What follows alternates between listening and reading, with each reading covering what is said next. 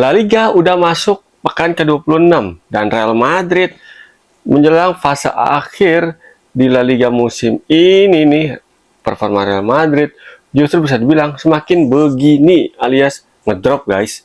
5 pertandingan Real Madrid 2 kali kalah, 2 kali seri dan menangnya cuma sekali. Dan Real Madrid harus terlempar dari puncak klasmen. Dan sekarang Real Madrid menderita di peringkat 3 setelah semalam kalah lawan Real Betis 2-1 yang ada di peringkat 6. Ya sebenarnya sih Real Madrid dari segi komposisi pemain ini nggak banyak kehilangan pemain ya. Pemain yang cederanya udah mulai pada pulih, Alaba mulai pulih dan kemarin main. Cuma yang absen Valverde, dan berasa banget ya absennya Valverde sedikit banyak mempengaruhi permainan Real Madrid di pertandingan semalam. Iya sih, Madrid udah nurunin trisulanya nih, trio bombernya yang sangat-sangat tajam di musim ini, Mbappe, Vinicius, Rodrigo. Tapi ya lihat aja statistik berbicara. Biarpun Real Madrid menurunin pemain top-topnya nih di lini depannya, tapi Real Madrid sepanjang pertandingan cuma punya total shoot on target 2 doang guys. Sementara tim tuan rumah Real Betis punya 3 dari total shoot 18, Real Madrid 9 sepanjang pertandingan. Ini artinya apa ya? Artinya permainan Real Madrid di pertandingan semalam nih udah dikantongin sama Real Betis yang notabene pelatihnya kalau salah mantan pelatih Madrid juga ya, Pellegrini itu kan. Ya kalau kita secara permainan ini sebenarnya sih Real Betis bisa aja menang lebih dari unggul lebih dari selisih 1 gol. Dia punya peluang bersih kalau salah gue hitung tuh 2 atau 3 tuh peluang bersih, tapi sayang banget penampilan yang cukup apik dari Courtois ditambah lagi finishing yang masih kurang greget dari pemain Real Betis ini menjadi keuntungan bagi Real Madrid.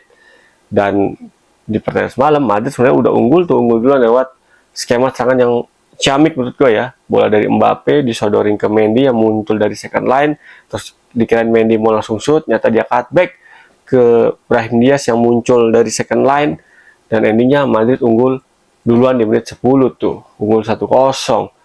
Gue kira mah pas udah gol duluan Real Madrid bakalan lebih enteng nih jalannya nih untuk mencari gol kedua, gol ketiga, bahkan untuk kunci kemenangan untuk dapat 3 poin biar Real Madrid stay di puncak klasmen. Tanpa dinyana ternyata set piece, lagi-lagi nih situasi set piece menjadi titik lemah Real Madrid di pertandingan semalam tuh. Di babak pertama ada 2 atau 3 tuh di skema corner kick, 2 yang berbahaya tuh, yang satu jadi gol, yang satu sundulan dari pemain Real Betis dari skema corner kick bisa ditepis sama Courtois. Yang satu enggak, kelihatan banget tuh gol penyama kedudukan dari Real Betis kan, set piece yang diambil sama Isco yang mantan main Real Madrid sendiri ya kan. Ini umpannya benar-benar sangat-sangat memanjakan pemain Real Betis nih untuk tinggal nyundul aja bola langsung menghujam tajam ke gawang Courtois. Dan ya di situasi tersebut sebenarnya ada Luka Modric, terus ada Alaba, ada Rudiger yang dekat sama bola, tapi sayang banget Luka Modric nggak bereaksi kan, lompat aja kagak ya, emang karena itu dia situasinya emang menjadi titik lemah bagi Real Madrid nih di pertandingan semalam, situasi set piece dari corner kick, ditambah lagi Ancelotti. Gue gak ngerti nih, Raul Asensio iya sih main muda, tapi kan Raul Asensio di beberapa match terakhir nih di berbagai pertandingan Real Madrid di semua kompetisi lagi tampil apik, lagi tampil oke.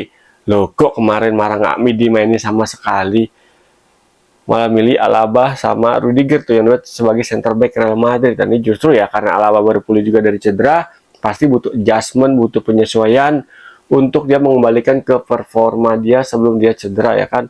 Dan kemarin kelihatan banget tuh center back Real Madrid agak sedikit kedodoran karena berkali-kali si Real Betis bisa membahayakan pertahanan Real Madrid dan sering masuk ke final third dari Real Madrid di pergerakan dari para pemain tengahnya nih. Apalagi kan Real Betis sekarang diperkuat sama 2 pemain bintang buangan ya, Isco yang dibuang dari Real Madrid sama Anthony yang dibuang dari Manchester United dan baru gabung ke Real Betis di bursa transfer Januari kemarin. Dan hasilnya Anthony lagi-lagi penampilannya sangat-sangat membantu Real Betis untuk meraih poin demi poin ya kan. Kemarin kehadiran Anthony di sisi flank kanan dari Real Betis benar-benar merepotkan lini pertahanan Real Madrid karena tusukan-tusukan dari Anthony ini dan pergerakan dia benar-benar memberikan apa? Memberikan kontribusi yang positif bagi permainan Real Betis. Isco pun juga begitu kan, terbukti Isco pun bikin gol penentu kemenangan kemarin. Biarpun titik putih, tapi Isco